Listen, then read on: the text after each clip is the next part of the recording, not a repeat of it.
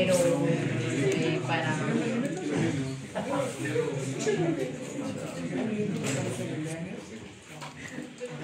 Voy a casar rápido.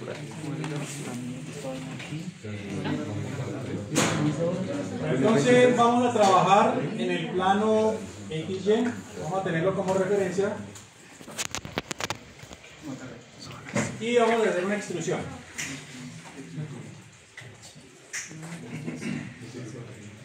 Van a dibujar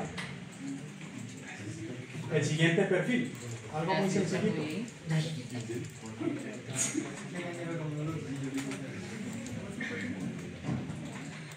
Por ahora no nos interesan las medidas, lo importante es hacer rápido el perfil para después poder acotarlo. ¿Listo? Ese es el perfil.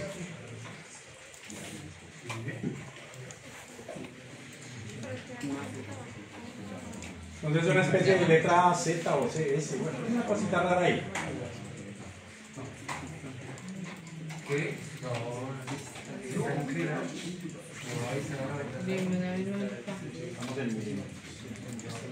Entonces vamos a empezar a acotar.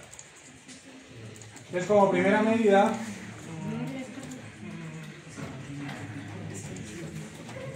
vamos a empezar de izquierda a derecha. Entonces la altura de esta porción de la geometría es de 15 milímetros. La longitud de la parte inferior 160 milímetros.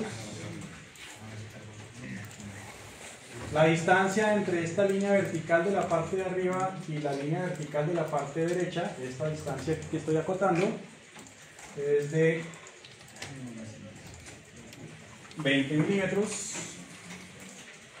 La longitud de la parte superior 120 milímetros y la altura de la parte derecha 15 milímetros. ¿Listo? Entonces queda de esta manera. Entonces 15 aquí por la izquierda, 15 aquí por la derecha, 160, 120 y 20 milímetros en esta zona.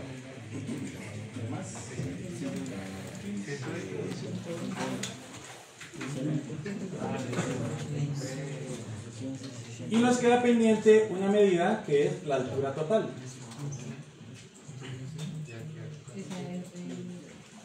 Esta altura total es de 65 milímetros.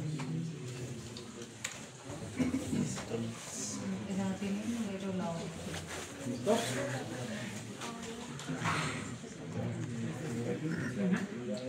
Bien, entonces ya tenemos creado nuestro boceto o nuestro perfil.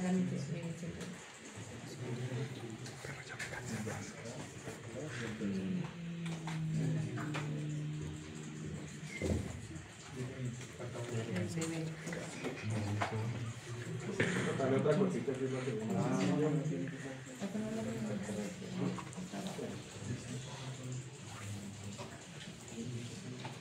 Bien, entonces aquí estaría nuestro boceto completamente definido. Para que no comience a moverse por allá por algo raro, que vamos a decirle coincidir esta línea con... Pongámosla aquí, no, porque me lo dije en esa línea, dejémoslo así, no hay problema.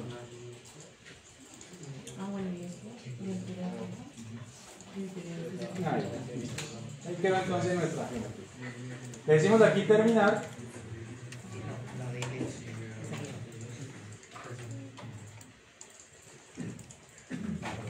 Y el siguiente paso es definir el espesor. Entonces vamos a decir que el espesor es completamente simétrico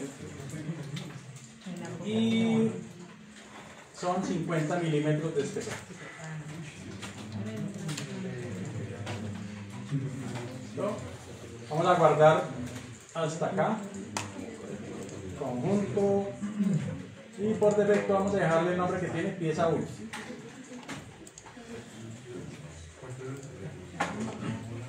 Bien, ahora sobre esta cara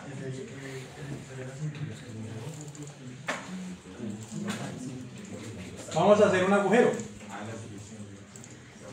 Entonces podemos hacerlo con la herramienta agujero. pero, perdón, antes de, me toca... Sí. Vamos a hacer un agujero. Ese agujerito tiene un diámetro de 20 milímetros. ¿Señor? 50. Sí, señor, simétrico. Listo. Entonces 20 milímetros de diámetro. Vamos a ubicarlo aquí en esta parte superior, en esta cara de arriba. Vamos a verlo desde arriba para poder acotar.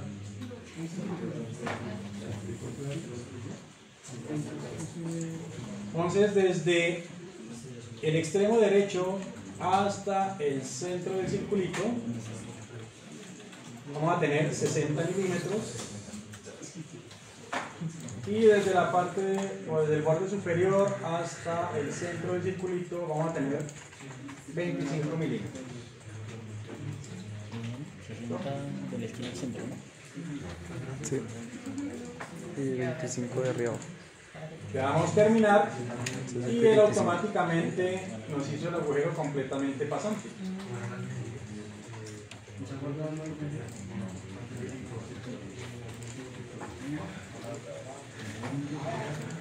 Vamos ahora a hacer dos redondeos. Vamos a seleccionar estas dos aristas, esta arista de aquí arriba y esta de acá, estas dos aristas. Vamos a definir un redondeo.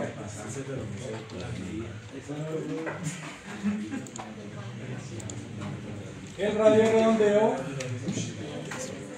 son 15 milímetros. En empalme, arriba. Eso. 15. Y ya tendríamos entonces nuestra primera pieza. Buena, macho. 15 el redondeo. 15 milímetros. Y guardamos. No está difícil. Bien. Vamos ahora a hacer la segunda pieza. Entonces cerramos ¿Grabo o lo esta. hago? ¿Grabo o lo hago? Grabo. Vamos a hacer una nueva pieza. ¿Usted se acuerda? Sí, se acuerda cómo se llama. Esa la vamos a trabajar en el Tengamos plano ambas manos. XZ.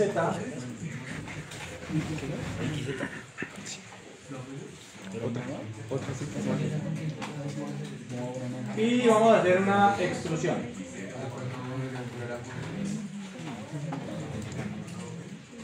Centrado en el origen, vamos a hacer un círculo que tenga un diámetro de 20 milímetros. Y vamos a definir una altura de la extrusión de 40 milímetros. Ahí no importa si la hacemos simétrica o no. No tiene problema. Simplemente que sea de 40 milímetros de altura. ¿Listo? Esta va a ser la pieza número 2, que la vamos a guardar. Vamos a llamarla pasador. Y listo.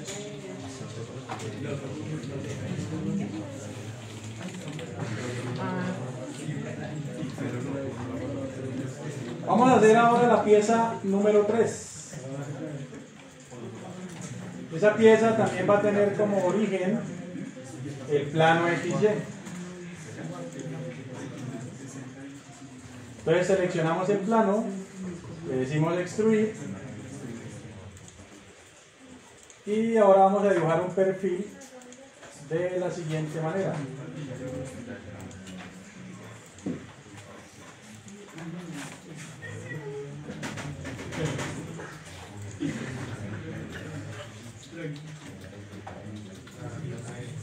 Una especie de letra L acostada. Vamos a acotarlo. Entonces tiene 100 milímetros de longitud.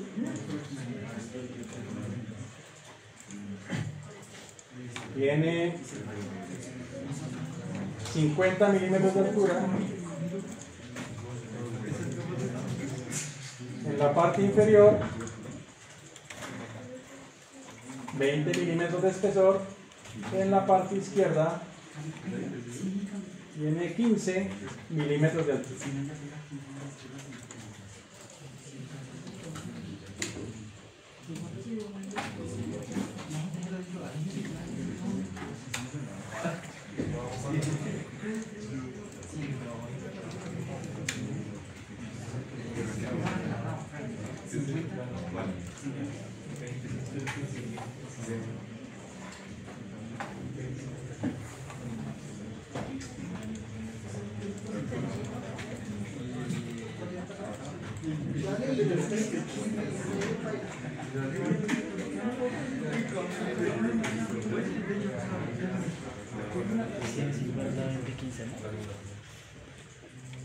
Sí, 50, 15 y la bajo 20.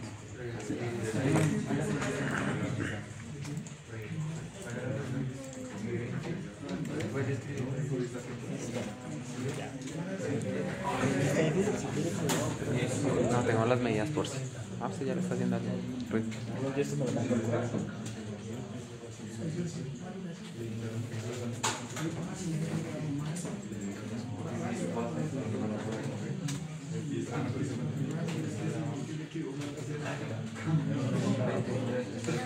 Bien, cerramos.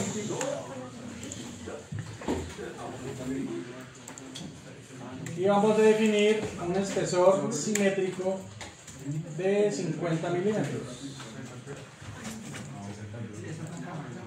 ¿Espesor normal o simétrico? A este lo vamos a llamar pieza número 2. Profe, ¿el espesor era de cuánto? 50 también.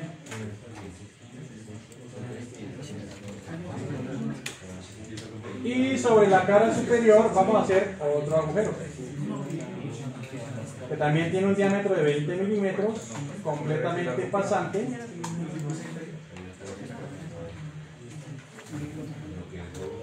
Vamos a la pestañita de boceto.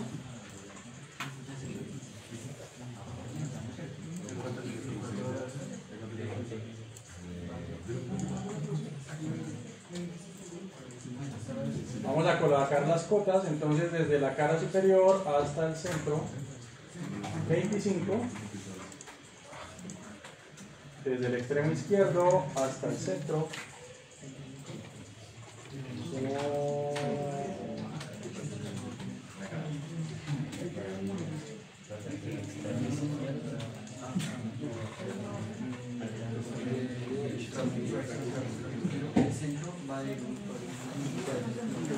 40.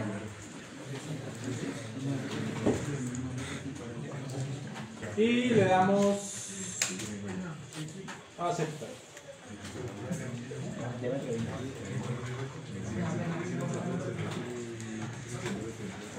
Seleccionamos estas dos aristas.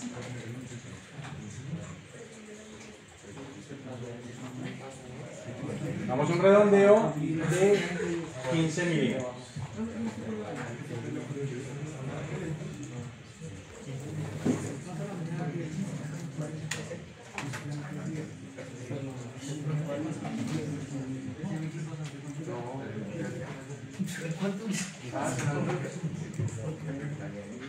Y de esta manera entonces ya tendríamos la tercera pieza de nuestro ensamblaje.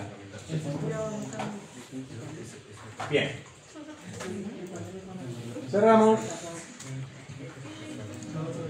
No me muero.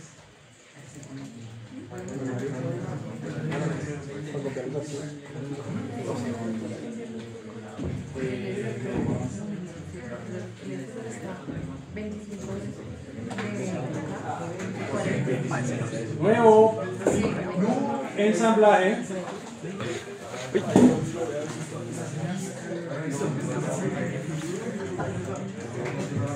Vamos a insertar la primera pieza.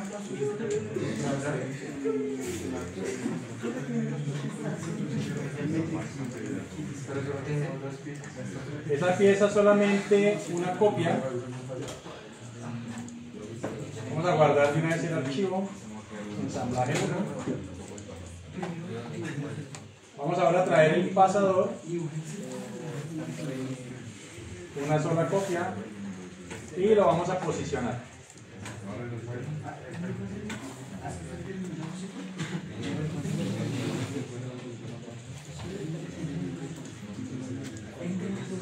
Entonces,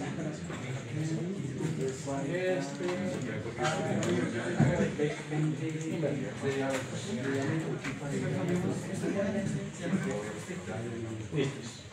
¿Cuánto queda desplazado? Menos 5 milímetros por encima. Esta distancia de la cara superior del pasador a la cara superior de la pieza número 1 son 5 milímetros. ¿Listo? Y guardamos por si cualquier cosa. Y ahora vamos a traer la última piecita.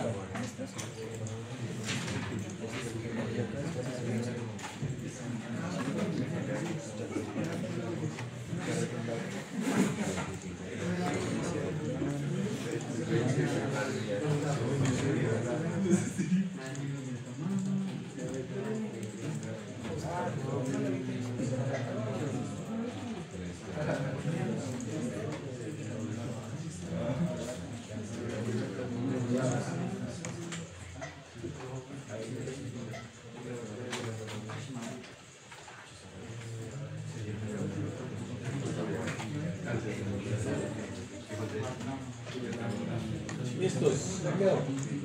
Ah, es que me voy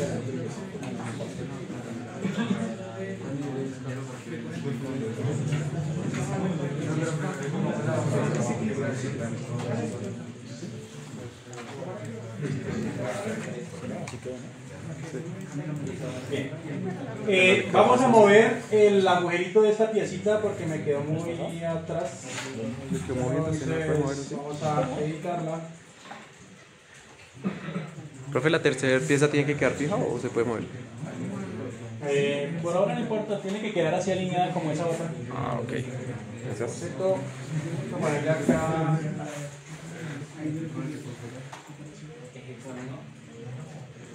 Ponerle aquí 25 más bien.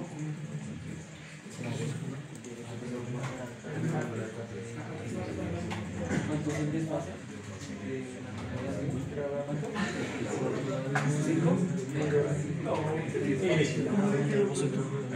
Para que quede así separada. ¿Listo? 25 milímetros desde el extremo izquierdo hasta el centro del agujerito para que se mueva la pieza hacia la derecha. Ahora le podemos guardar. Profe, qué pena, ¿puede repetir de pasito? ¿Cómo lo que recortamos ese pedacito? ¿Cómo? ¿Se recorta ese pedacito, profe? No, no se recorta. O sea, pero ¿cómo se le Párese cambia allá. al boceto? Viene uno para modificar cualquier pieza dentro del conjunto. Recuerden, nos paramos por ejemplo aquí en la pieza 2, botón derecho, edición. Como es mover el agujerito, cambiar la dimensión de la distancia del agujero, nos paramos aquí en el boceto, botón derecho, editar boceto. Y ahí, esta cota, que era antes 40, la pasamos a 25. Le dan terminar, le dan volver y guardar. Entonces de esa manera aquí ya tenemos esta separación, que es la que necesitamos.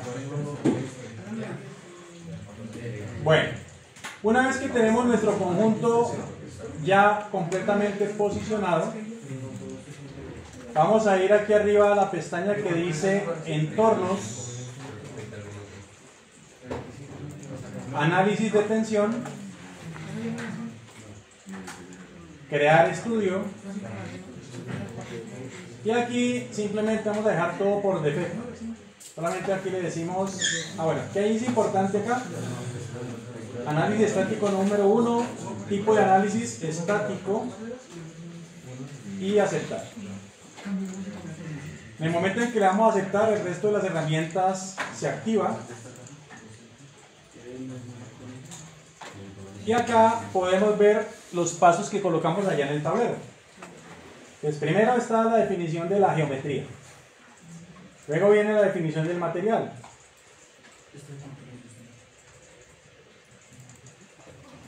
Entonces, por defecto, aquí viene con un material que llaman siempre genérico en el programa.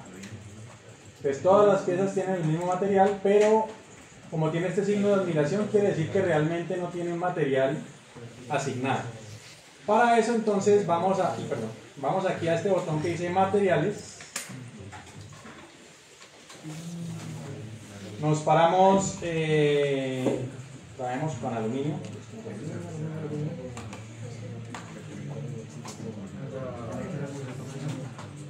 Vamos a traer con este aluminio, entonces nos paramos sobre el material y oprimimos esta flechita que dice añade un material al documento.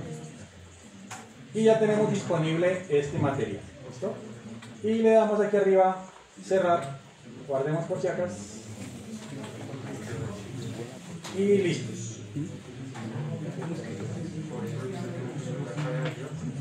Des en cuenta que aunque yo coloqué ese material nuevo, aquí sigue apareciendo que es un material genérico.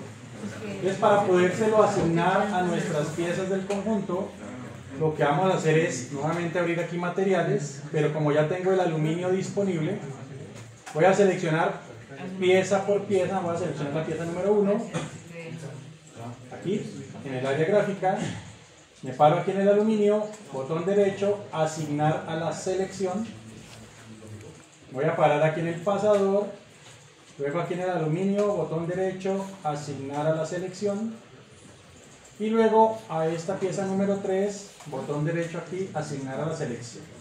Y se dan cuenta, los contornos de mi geometría ahora están en color azul. Simplemente porque ya tenemos asignado el material de aluminio a las 3 piezas. Vuelvo y cierro esta ventanita. Cierro esta porque no se ha actualizado. Grabamos por si cualquier cosa. Pues aquí ya empiezan a salir. Empiezan a salir estos letreros. Nuevamente material, botón derecho, asignar material, y aquí ya queda actualizado. ¿Listo?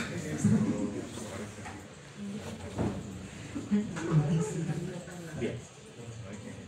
Viene ahora la parte de las condiciones de frontera, que serían las restricciones y las cargas.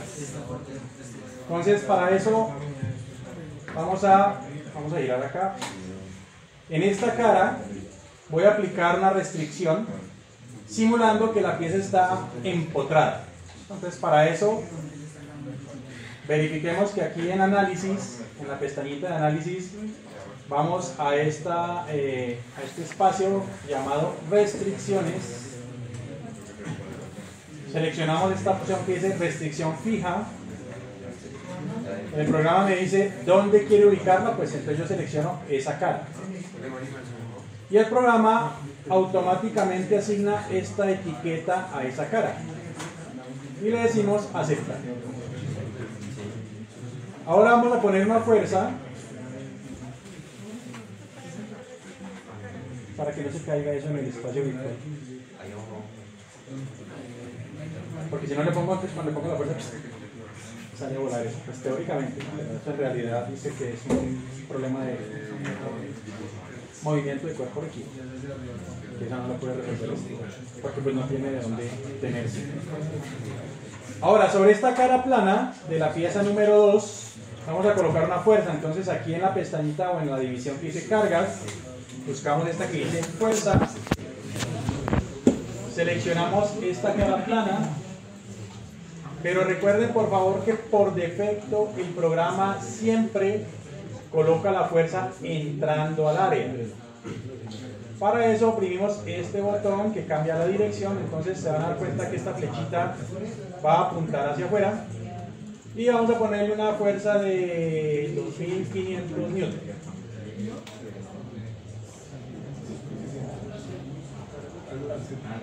Entonces, si uno quiere revisar, pues simplemente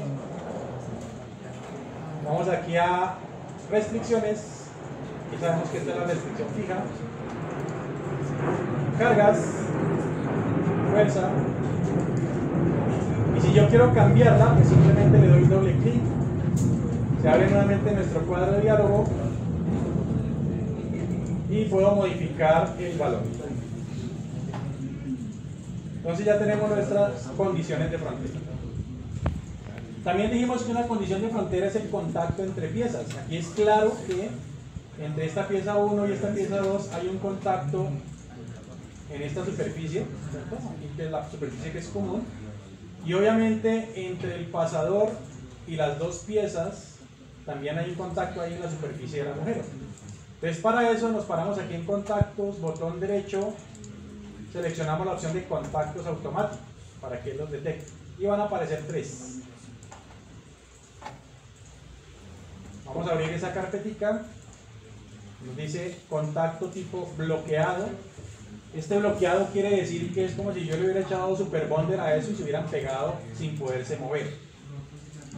Entonces nos dice el primer contacto está entre la pieza 1 y el pasador.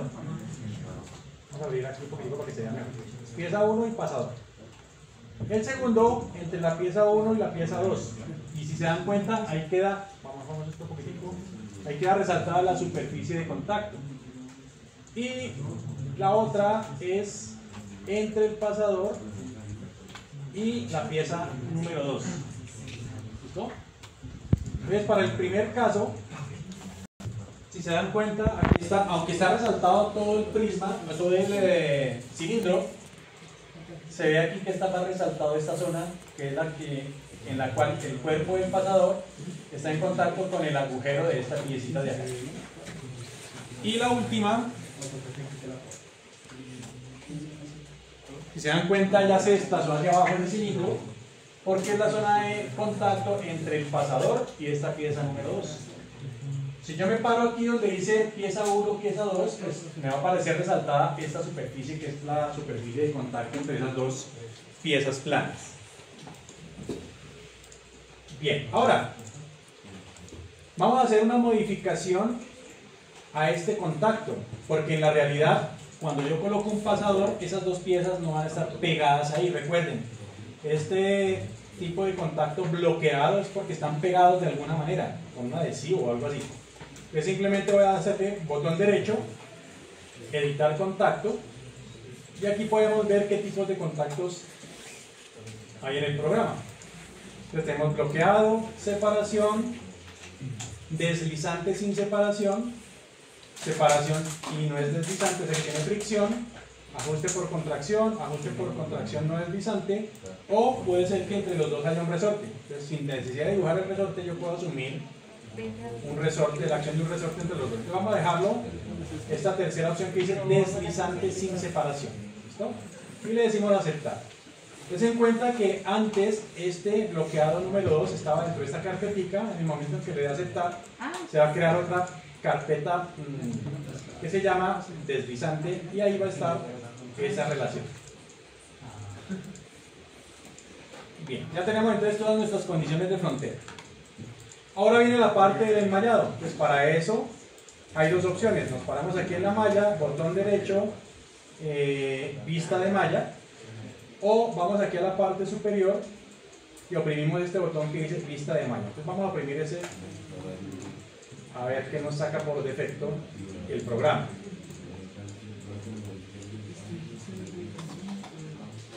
Entonces el programa, se den cuenta que dependiendo del tamaño de la pieza, asimismo define el tamaño del elemento.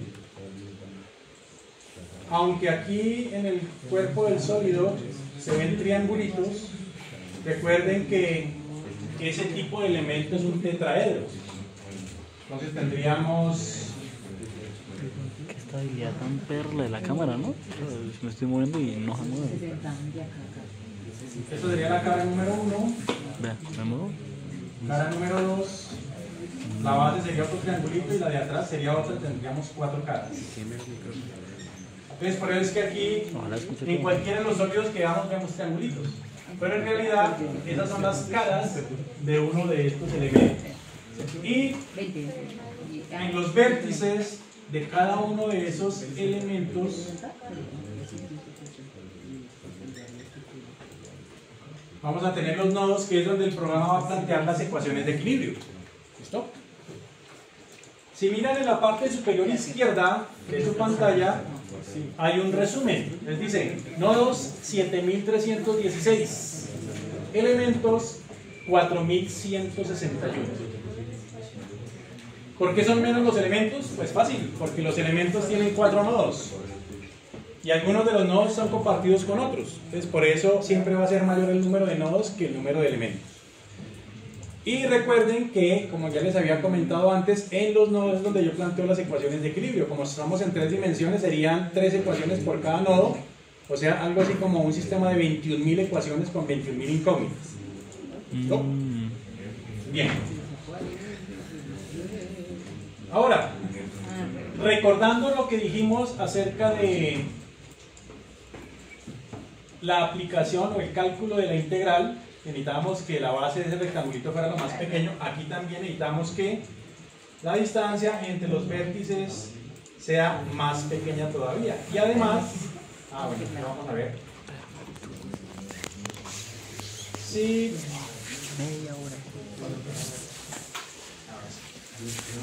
Si miramos exactamente de frente la geometría, nos damos cuenta que lo que el programa hace es tratar de meter estos tetraedros dentro del volumen para tratar de reconstruirlo. Pero como en el caso de la esquina superior izquierda,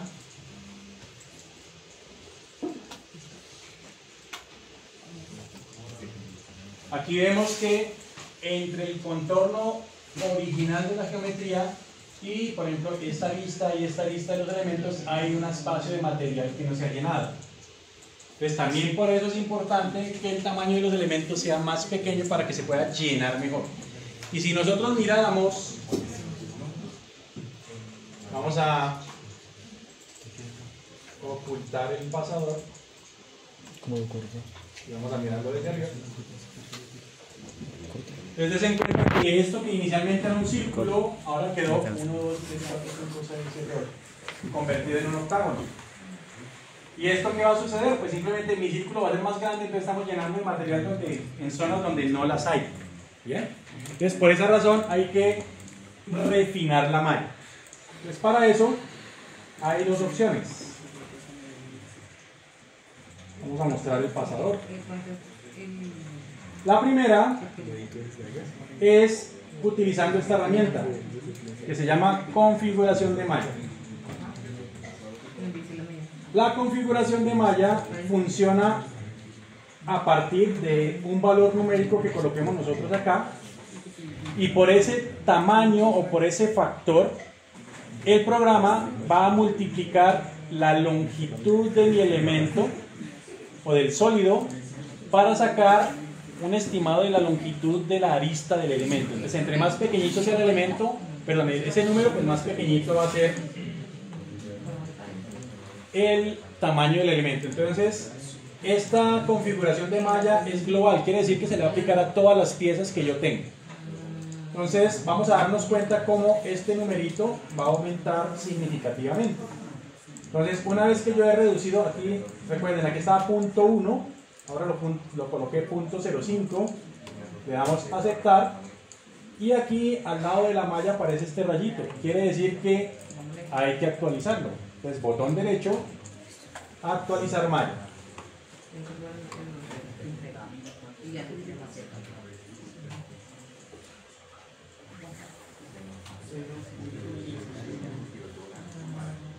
Entonces se den cuenta que estas piezas que son pequeñitas pues quedan con elementos más pequeñitos, y este agujerito, bueno, miremoslo aquí por este lado, por metal.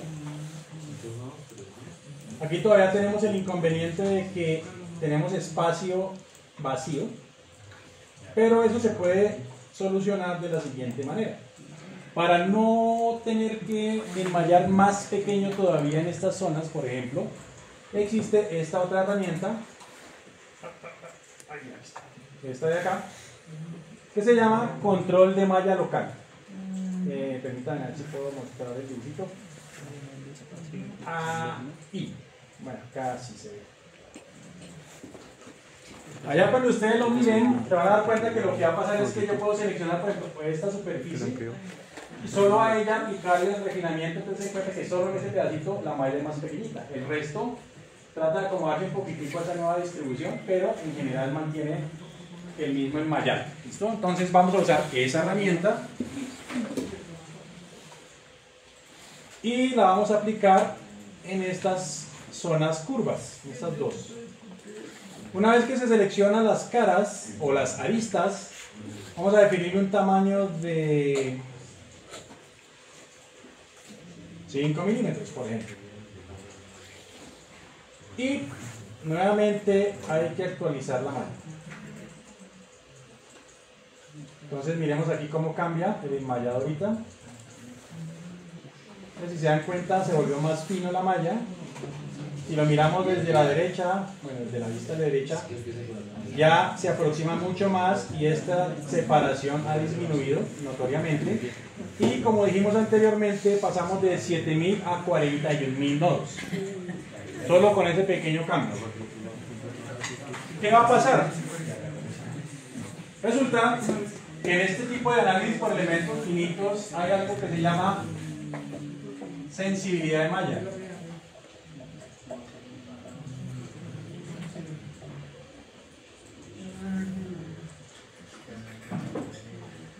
Y ese es un estudio que se hace a todos los análisis por elementos finitos para obtener una gráfica más o menos de esta forma. Bueno, pueden ser de dos tipos. Aquí colocamos número de nodos y aquí, por ejemplo, el valor del esfuerzo en un punto específico. Entonces, mi gráfica puede ser así. Aquí se convierte en una asíntota, o puede que arranquemos en un valor alto y llegue así. ¿Listo? ¿Eso por qué es? Por esto mismo. Por el error numérico. Recordemos que los elementos finitos es un método numérico para resolver ecuaciones diferenciales y como tal es un método de aproximación. Pues por eso siempre recomiendan que la malla sea la más fina posible,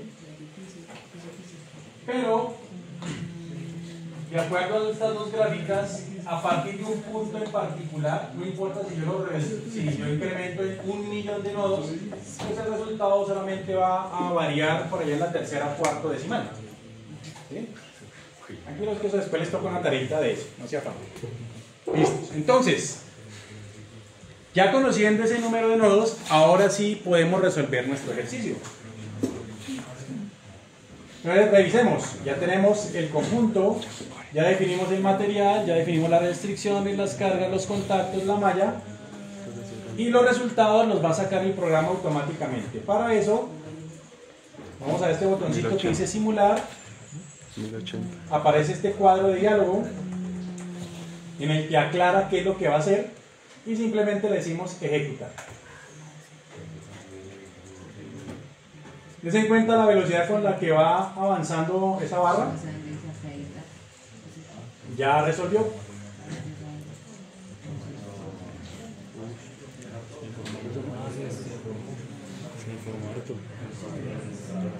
¿No?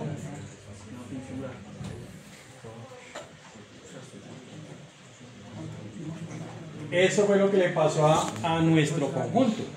¿Bien?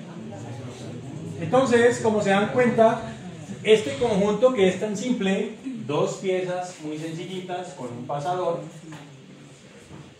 en el que supuestamente podríamos nosotros asumir que la carga es completamente axial, en realidad tiene esfuerzos combinados. Porque si lo miramos desde la derecha, se den cuenta que esta pieza se curvó. Entonces, la ecuación de sigma igual a más o menos fuerza sobre área no se le puede aplicar sola. Por eso es que en mecánica de sólidos deformables uno habla acerca siempre de esfuerzos combinados. En este caso particular tenemos carga axial, obvio, porque estamos jalando la pieza, pero debido a la geometría y a que la carga es excéntrica, como lo vieron allá en sus videos, me imagino que los vieron, todos juiciosos, se presenta flexión también. Y en el caso de la flexión, ¿qué es lo que sucede? Entonces, por ejemplo, esa es la parte que estamos viendo, eso se curva de esta manera. Entonces quiere decir que en la parte de arriba el material tiende a estirarse, en la parte de abajo tiende a comprimirse o a recogerse y generan esfuerzos adicionales. Entonces por eso es que hablamos siempre de esfuerzos combinados. Y entonces ahí tendré que agregarle más o menos MC sobre I. ¿Listo? Bien, preguntas, dudas, inquietudes. Este es el comportamiento que tuvo mi sistema empotrado aquí en la parte izquierda, esto que alcanza a alumbrar aquí es el apoyo, recuerden la restricción, vamos a girarlo para que se vea, ahí está la restricción, y aquí a la derecha tenemos la fuercita, ¿listo? Entonces, bajo esas condiciones de carga, pues nuestro conjunto se deformó de esta manera. Primera anotación importante al tener los resultados. Cuando vayamos aquí a la parte superior de la pestañita de análisis y nos desplacemos hacia la derecha, aquí hay un espacio grande que se llama mostrar. ¿Listo? Y lo primero que hay que verificar es esta escala. Resulta que muchas veces los resultados son muy pequeños. Por ejemplo, que se deforma a 5 micras. ¿Quién ve 5 micras? A simple vista, nadie. Por eso el programa que se encuentra aquí, ajustar por 1, ajustar por 2, ajustar por 5, ajustar a 0,5, real y sin deformar. Entonces por eso el programa automáticamente asigna una escala de visualización y por esa razón hay que tener mucho cuidado cuando uno presenta un informe, porque si vamos al donde el gerente y le mostramos eso así, dice, no, pero es que esa vaina no me sirve porque vea, a simple vista se desplazó 15 milímetros hacia abajo. Entonces uno siempre tiene que colocar nota, escala de visualización, tanto. ¿Listo? Porque en la realidad, miremos cuánto se desplazó eso. Esto se desplazó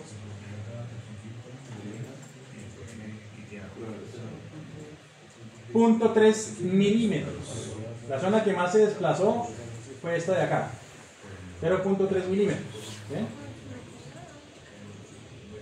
Pero, vuelvo y le repito, si nos confiamos de ese contorno azul que es la forma original o la posición original de la estructura antes de aplicar la carga, pues fácilmente uno puede ver aquí que esta zona casi bajó 15 milímetros, como 12 o 13, algo así. Estuvo a punto de sobrepasar los 15 milímetros.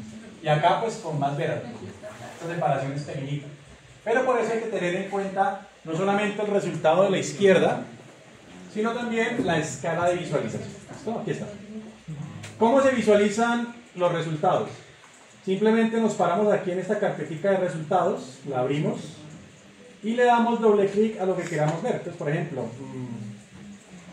esfuerzo en dirección del eje X. Eso es lo que se ve solamente en dirección del eje X. Esfuerzo en dirección del eje Y. Se den cuenta que los colores van cambiando. Esfuerzo en la dirección del eje Z. Esfuerzos combinados.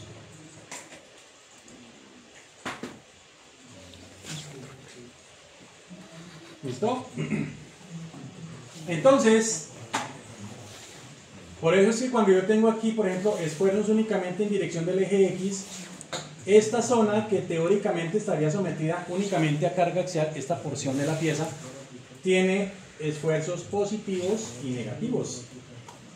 Recuerden que lo que esté, en este caso particular, como de este verde hacia arriba, está sometido a tensión y del punto medio de aquí hacia abajo está sometido a compresión, por eso es que el resultado es negativo.